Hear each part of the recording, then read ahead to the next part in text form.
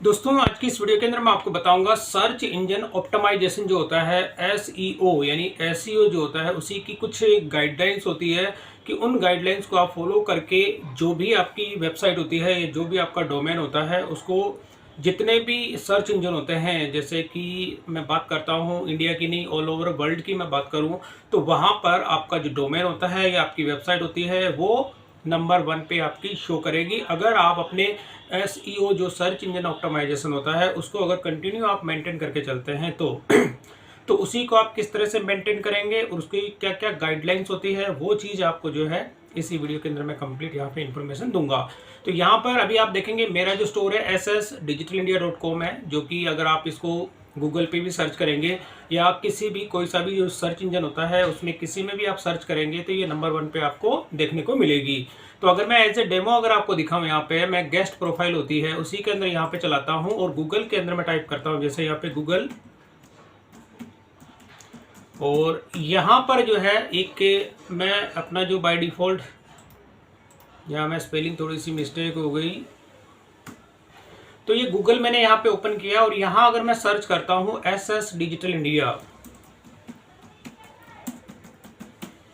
और जैसे मैं एंटर करता हूँ तो आप देखेंगे कि यहाँ पर जो है नंबर 1 पे, यानी कि ये जो गूगल का जो सर्च इंजन होता है या इसके अलावा अगर आप कोई सा भी दूसरा सर्च इंजन यूज़ करते हैं, चाहे याहू हो गया, चाहे माइक्रोसॉफ्ट का जो बिंग हो गया है, कोई सा भी टॉप 10 जितने भी सर्च रिजल्ट होते हैं, अगर आप उनके अंदर ये जो मेरा स्टोर है SS डिजिटल इंडिया, तो आपको मोस्टली जितने भी सर्च इंजन है सब पे नंबर 1 पे आपको मेरा जो स्टोर है यानी कि मेरी जो वेबसाइट है यही कंटेंट आपको इसमें देखने को मिलेगा। तो अब इसी का ये जो सर्च इंजन आपका नंबर 1 पे किस तरह से शो करता है और ये जो एसईओ होता है इसको कंटिन्यू आपको मेंटेन भी करना होता है। मेंटेन करने से क्या मतलब होता है वो चीज़ मैं आपको बता देता हूँ। तो यहाँ पर जैसे ये स्टोर है मेरा, अब इस स्टोर के अंदर मैं टाइम टू टाइम अपनी जो कुछ अपडेट करता रहता हूँ। जैसे आप देखेंगे यहाँ पे मैंने एक अपना ब्रांड जो होता है इसका लोगो मैंने यहाँ पे एंटर किया है और इसके साथ ही इसकी जो टर्म्स एंड कंडीशन होती है और टर्म्स एंड कंडीशन के साथ में इसकी कुछ पॉलिसीज़ जो होती हैं वो पॉलिसीज़ की मैंने यहाँ पे अपडेट किया था, क्योंकि इसमें शिपिंग की जितनी पॉलिसी होती है, रिटर्न की पॉलिसीज़ होती है, इसके साथ ही जो होता है कि कोई भी अगर आप रेजर पे अगर पेमेंट गेटवे लेते हैं तो उनकी अपनी टर्म्स एंड कंडीशंस होती हैं, उन कंडीशंस को मुझे इसमें अपडेट करना होता है। तो जैसे जैसे कोई नया अगर वेब पेज भी आप इसमें ऐड करते हो या कुछ भी अगर एक्स्ट्रा एडिटिंग आप अपनी वेबसाइट के अंदर करते हो तो वो सारे के सारे जितने पेज आप क्रिएट करते हो और जो चेंजेस आप कर रहे हैं वो सारे के सारे आपके जो जिस स्टोर पे यानी कि जिस प्लेटफॉर्म पे आप अपना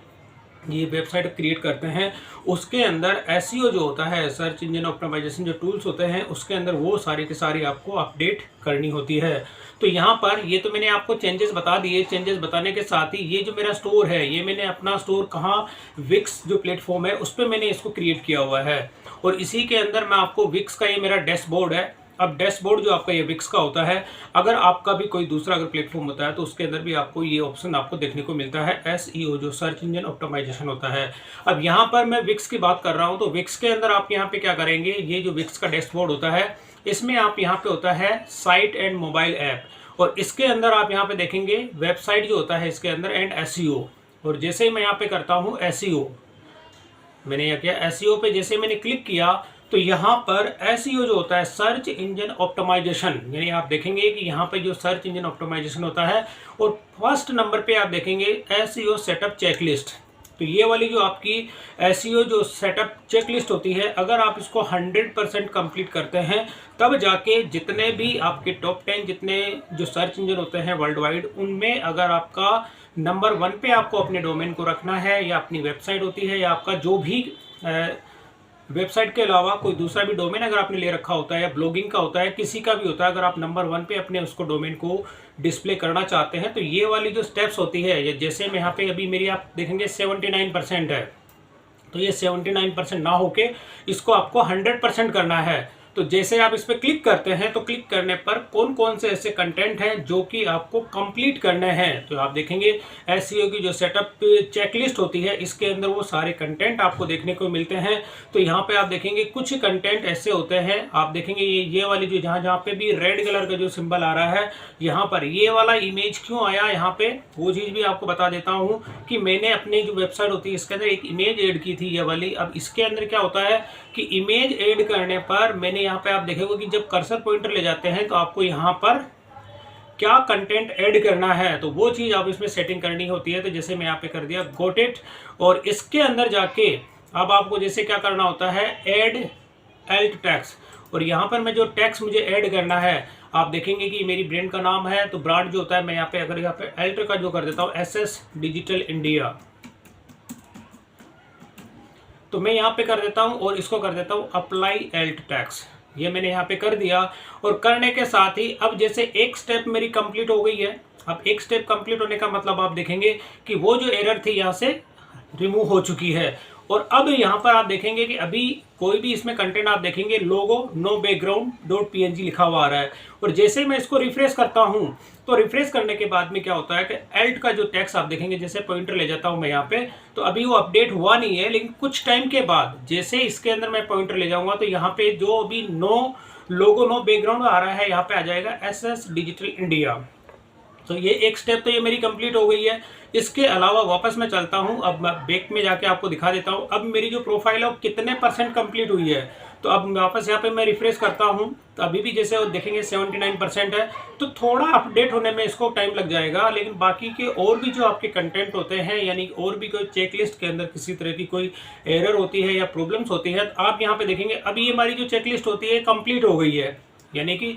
कोई भी मेजर चेंजेस अगर आप करते हैं तो चेंजेस करने के साथ में यहाँ पे जो सारी स्टेप्स होती है, इसके बाद में कंप्लीट जो टास्क होता है। और अगर कोई इशू होता है तो आप यहाँ पे देखेंगे इशू के अंदर, यानी कि आपकी वेबसाइट के अंदर कोई भी अगर एरर आती है या कंटेंट जो सर्च इंजन के अंदर, यानी सर्च इंजन ऑप्टिमाइजेशन जो टूल्स होते हैं, अगर उसके अंदर कोई सर्च करने में कोई प्रॉब्लम आती है, कोई वेब पेज अगर उसको सर्च नहीं होता है, तो यहाँ पे आप इशूज़, ये वाला जो टूल आता है आपको कंटिन्यू चेक करना होता है। और कोई भी अगर रिकमेंडेशन होता है, यानी कि रिकमेंडेशन का मतलब होता है कि आपको कोई चेंजेस करने के लिए जो है विक्स की ओर से भी आपको रिकमेंड किया जाता है, जब वो भी दिखा देता हूँ। जैसे मैं इस पर क्लिक करता हूँ तो यहाँ पर ये कंटेंट दिखाता है कि टोटल आपके जो भी जितने जो आपने कंटेंट यानी स्टेप्स कंप्लीट की है, कौन कौन सी स्टेप्स आपकी कंप्लीट है और कौन कौन सी रिकमेंडेड है। यानी आप देखेंगे टोटल 11 टास्क है, वो सारे के सारे इस पर ग्रीन टिक है। ग्रीन टिक का मतलब इसमें कहीं कोई इशू नहीं है। और यहाँ पे आ जाता है रिकमेंडेशन, तो रिकमेंडेशन इन्होंने एक किया है, वो यहाँ पर अगर देखेंगे वो रिकमेंडेशन आई थिंक मेरे ख्याल से उसको मैं कंप्लीट कर चुका हूँ।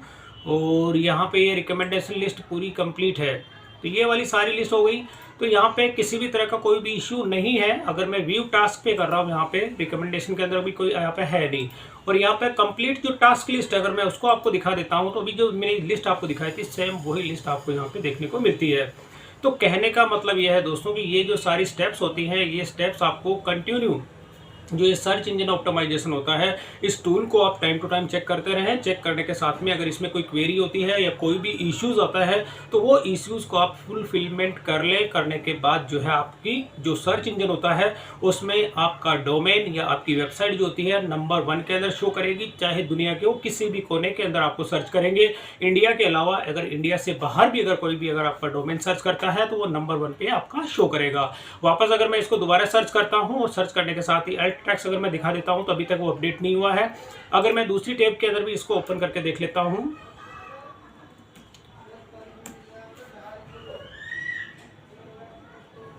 तो अभी तक वो चेंजेस हुआ नहीं है। लेकिन जैसे आप यहाँ देखेंगे इमेज के अंदर जो एल्ट टेक्स्ट मैंने अपडेट किया था, तो यहाँ पे SS डिजिटल इंडिया यहाँ पे अपडेट हो जाएगा। और अपडेट होने के साथ ही जो सर्च इंजन ऑप्टिमाइजेशन जो होता है, ये मैंने टास्क पूरा कंप्लीट कर लिया। तो कहने का मतलब ये है दोस्तों कि आप भी अपनी जो वेबसाइट होती है या डोमेन होता है, तो ये SEO जो होता है, सर्च इंजन ऑप्टिमाइजेशन जो टूल होता है, इसको टाइम टू टाइम चेक करते रहें। और कोई भी इश्यूज अगर आता है तो उसको आप रिजोल्व करें। तो ये बेसिक सी थोड़ी सी गाइडलाइन थी कि SEO से रिलेटेड, यानी कि आप अपना जो भी डोमेन आपका होता है सर्च इंजन पे टॉप पे लाने के लिए ये जो स्टेप्स आपको होती है वो फॉलो करनी होती है। तो दोस्तों वीडियो पसंद आई तो इसे लाइक और शेयर जरूर करें और मेरे चैनल को सब्सक्राइब करना ना भूलें।